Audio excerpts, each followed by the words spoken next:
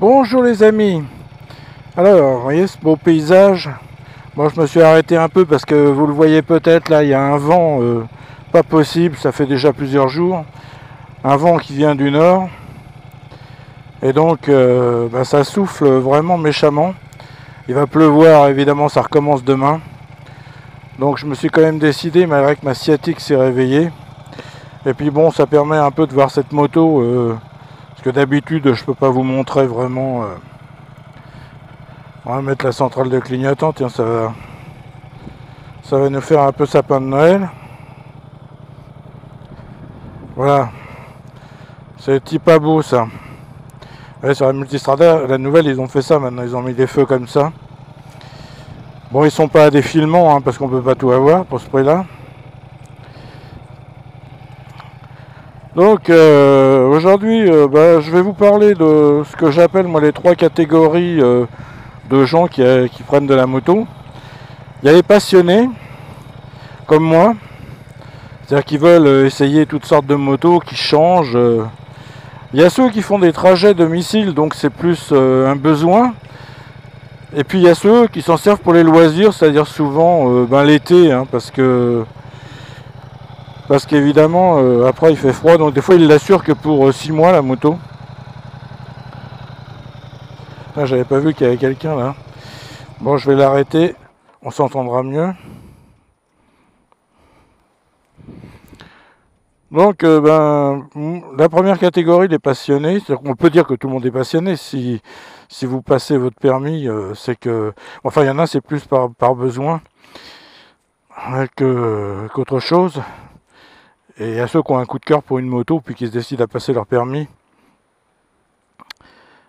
Et donc, passionné comme moi, c'est-à-dire qui a eu 30 voitures et 19 motos jusqu'à ce jour.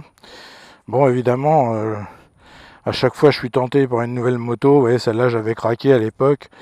Et puis bon, voilà, je suis déjà en train de me projeter sur la prochaine. Parce que pour moi, c'est pas un utilitaire. Il y en a qui disent, ouais, tu te balades autour de chez toi. Bon, autour de chez toi, ça veut dire sur au moins 3 départements. Hein. Lyon, la Nièvre, même des fois la Côte d'Or. Donc bon, et puis le Morvan, il y a plein de motards qui viennent dans le Morvan.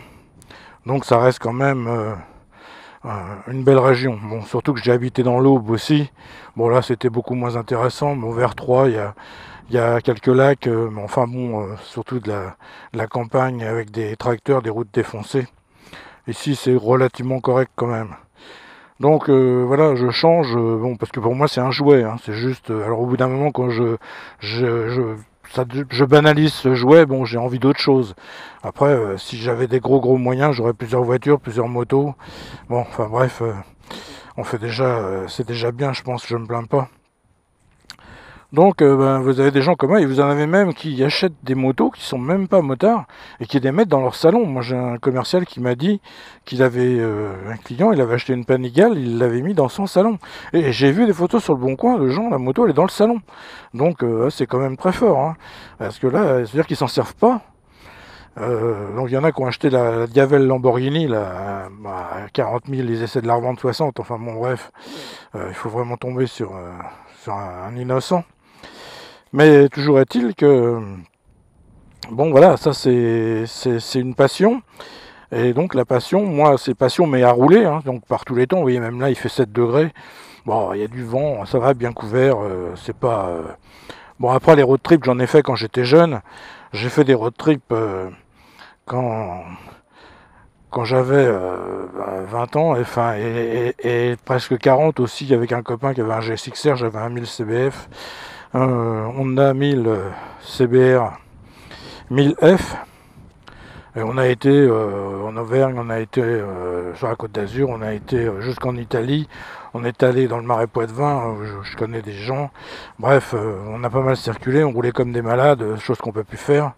Donc maintenant, il y a le fait déjà qu'il y a des radars partout, et puis le fait aussi que, il y a un monde fou maintenant. Hein. Moi, je vois les gorges du Tarn, j'y étais allé quand j'avais une vingtaine d'années, je suis retourné à 40 ans, ils avaient élargi les routes pour laisser passer des cars, parce qu'il fallait des cars. Je prenais mes vacances au mois de juin, parce que c'était calme, Et du fait que là, y a du monde tout le temps maintenant, hein. Mais à partir du mois de mai, juin, il y a du monde, hein.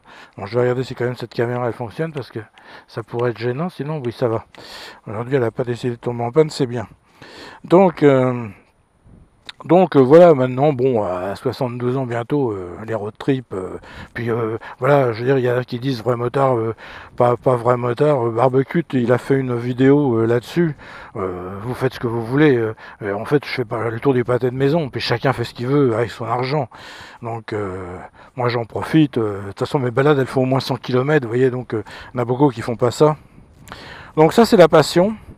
Non, avec des gens qui changent, hein, qui changent régulièrement. Alors, pourquoi tu changes?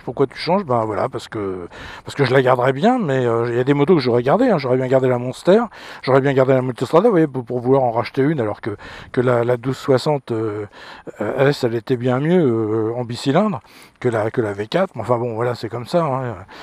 Et puis bon, on n'a qu'une vie, donc il faut essayer d'en profiter. Et puis après, il y a ceux qui font le trajet. Vous avez par exemple la chaîne du Daron d'Aquitaine, qui lui est bouché et qui est vers le Sable d'Olonne par là, et qui va travailler en moto tous les jours, toute l'année. Hein, là, c'est le vrai modeur, hein. Il se prend la flotte, le froid, enfin toutes les conditions, parce qu'il part très très tôt le matin, il doit partir à 6h30, 7h, dans la nuit noire, l'hiver. Au risque de se prendre une bestiole et puis des conditions climatiques atroces. Donc, mais bon, il doit mettre peut-être une demi-heure pour aller travailler, alors qu'en voiture, il mettrait au moins 1 heure. Donc, vous voyez, c'est quand même...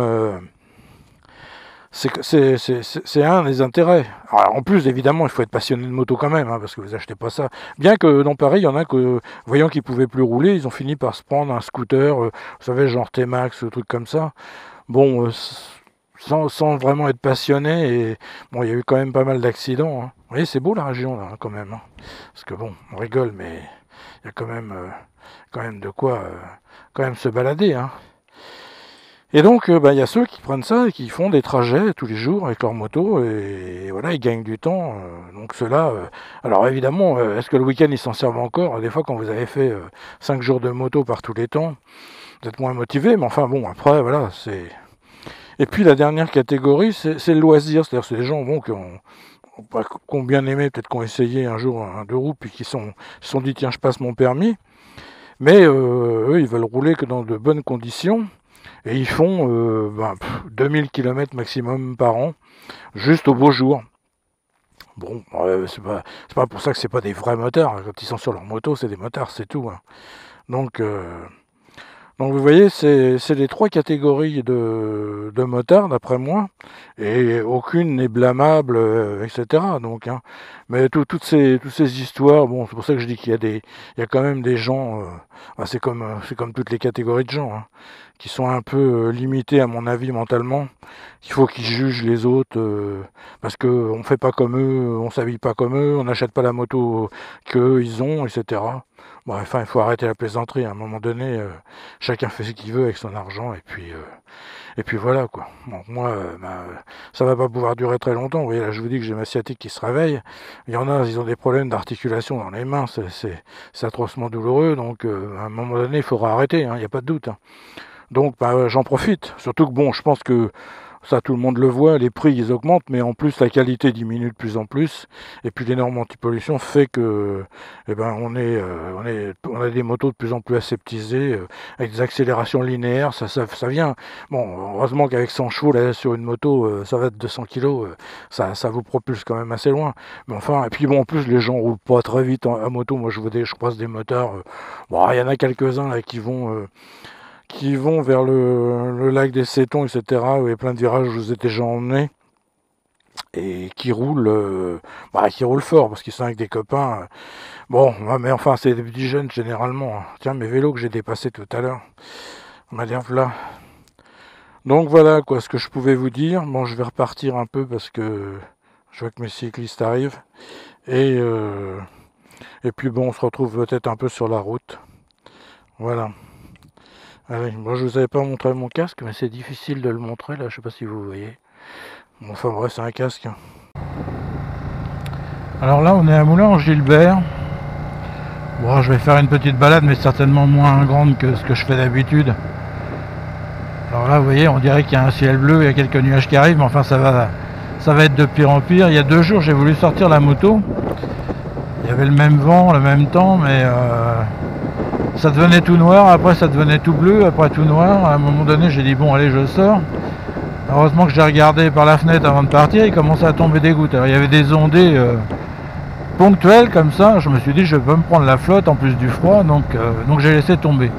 Et là, à la fin de la semaine, c'est le déluge encore qui revient, donc bon, bref. Bon, ben, pour le moment, on a toujours un ciel bleu. Là, on est à Cercy-la-Tour, canal du Nivernais. Bon, ben, dis donc, ils ont vidé là ou quoi? Ah, il n'y a plus d'eau. Ah ouais, c'est bizarre, ils ont dû le vider, enfin, cette portion-là.